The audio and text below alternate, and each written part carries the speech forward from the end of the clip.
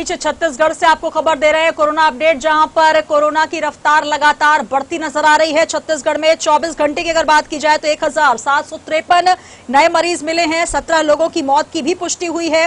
कुल मिलाकर 24 घंटे में 1753 मरीज सामने आए। राजधानी में मिले हैं सबसे अधिक कोरोना मरीज। तो राजधानी रायपुर में भी कोरोना की दस्तक जो है, दहशत जो है वो देखी जा रही है। एक बार फिर से जो ये लहर है शुरू हो चुकी है कोरोना के कहर की।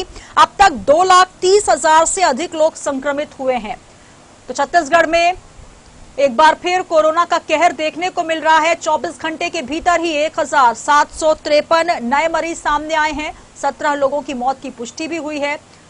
तो छत्तीसगढ़ में फिर से कोरोना की जो रफ्तार है वो तेज होती नजर आ रही है। इसको लेकर हर दिन के जो आंकड़े हैं वो चौंकाने वाले सामने आ रहे हैं। 1000 के ऊपर का ये आंकड़ा, पिछले 24 घंटे में 1753 नए मरीज सामने आए हैं। कुल मिलाकर 2 लाख के ऊपर का ये मामला हो चुका है। 2,30,000 से अधिक संक्रमित हुए हैं।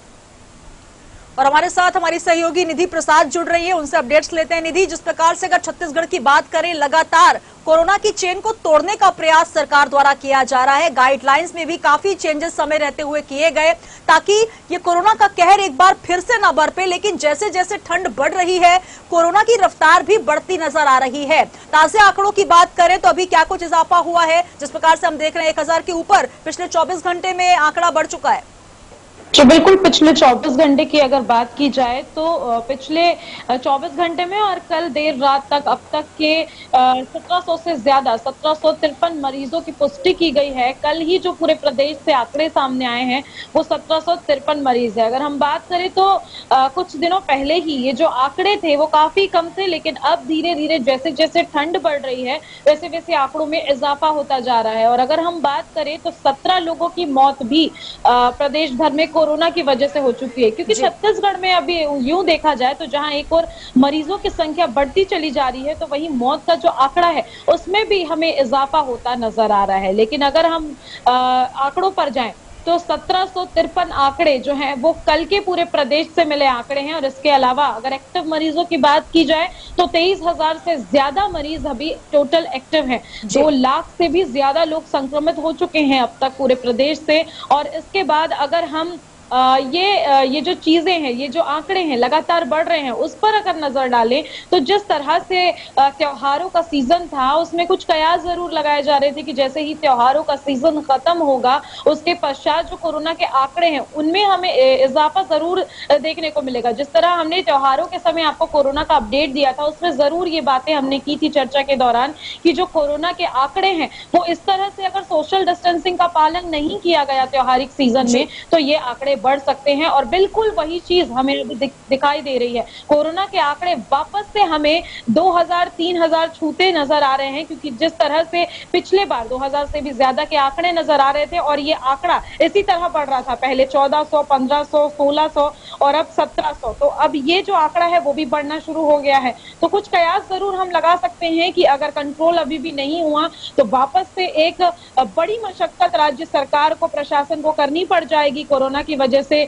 शायद अगर हम बात करें तो लॉकडाउन जैसी स्थिति भी करनी पड़ सकती है सरकार को, क्योंकि जिस तरह से अभी आंकड़े बढ़ रहे हैं लगातार मंत्रियों से, सीएम से लगातार सवाल किया जा रहा है पत्रकारों द्वारा कि आखिर लॉकडाउन को लेकर किस तरह से फैसला लिया जाएगा। लेकिन उनका भी यही कहना है कि जब तक आंकड़े बढ़ते नहीं है तब तक हम कोई भी फैसला नहीं ले सकते, क्योंकि लॉकडाउन करने की वजह से भी लोगों को आर्थिक रूप से काफी क्षति होती है। तो ये जो आंकड़े बढ़े हैं ये कहीं ना कहीं जो त्योहारिक सीजन में लोगों की नासमझी थी और जिस तरह से सोशल डिस्टेंसिंग का लोग उल्लंघन करते नजर आए थे वो एक जरिया वो जरूर दिख रहा है इन बढ़ते आंकड़ों पे। इसके अलावा इलेक्शन थे, मरवाही चुनाव थे, उसमें भी लोग जो है काफी मात्रा में एक साथ सार्वजनिक रूप से उमड़े हुए थे। तो कहीं ना कहीं ये सारी चीजें अब कोरोना के आंकड़े जरूर बढ़ा रही है। ठंड आ रहा है, ठंड का सीजन शुरू हो गया है और इसके मद्देनजर अब ये जो आंकड़े हैं जो हमें कुछ दिनों पहले ही 600 700 या फिर 500 दिखाई देते थे वो अब 1700 की लिस्ट में आ गए हैं और वापस से छत्तीसगढ़ में कोरोना की जो रफ्तार है वो शुरू हो गई है। बिल्कुल, कोरोना की रफ्तार बढ़ने के साथ साथ अब चिंता की लकीरें भी बढ़ती हुई निधि नजर आ रही, क्योंकि देखा जा रहा है जिन राज्यों में इजाफा हो रहा है वहां पर सरकार समय सीमा तय कर रही है। कई जगह नाइट कर्फ्यू है, कई जगह सुबह से शाम तक का समय निश्चित किया गया है। हालांकि लॉकडाउन का आपने जिक्र किया तो मध्य प्रदेश सरकार ने यह निश्चित कर दिया है कि लॉकडाउन जैसी स्थिति मध्य प्रदेश में तो नहीं होने वाली है, लेकिन छत्तीसगढ़ सरकार अभी भी असमंजस में नजर आ रही है। जिस प्रकार से आप कह रहे हैं कि पत्रकारों के सवाल के वो जवाब नहीं मिल पा रहे हैं कि क्या लॉकडाउन लगेगा या किस प्रकार से सरकार रणनीति तय करेगी। अगर रणनीति की बात करें तो किस प्रकार की रणनीति छत्तीसगढ़ में देखी जा रही है कोरोना के कहर से बचने के लिए? जी बिल्कुल, अगर बात की जाए रणनीति की तो जिस तरह से प्रधानमंत्री नरेंद्र मोदी से सीएम भूपेश बघेल ने चर्चा की थी उसमें ये पूरा जिक्र किया था उन्होंने कि यहाँ पर चार नए टेस्टिंग लैब खोले गए हैं। इसके अलावा जो बिस्तरों की संख्या है वो भी बढ़ाई गई है।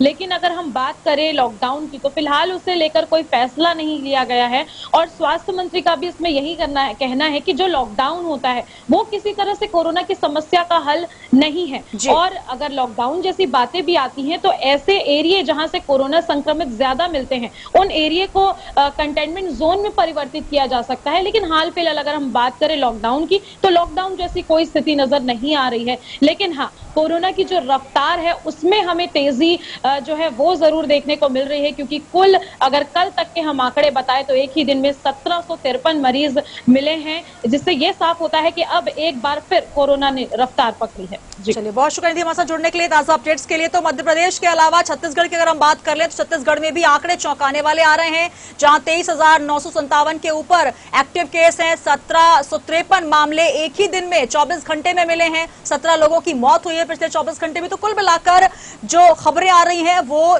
चिंता बढ़ाने वाली आ रही है, लेकिन सबसे जरूरी यह है कि इनको देखते हुए लोगों को भी गाइडलाइंस का पालन करना चाहिए।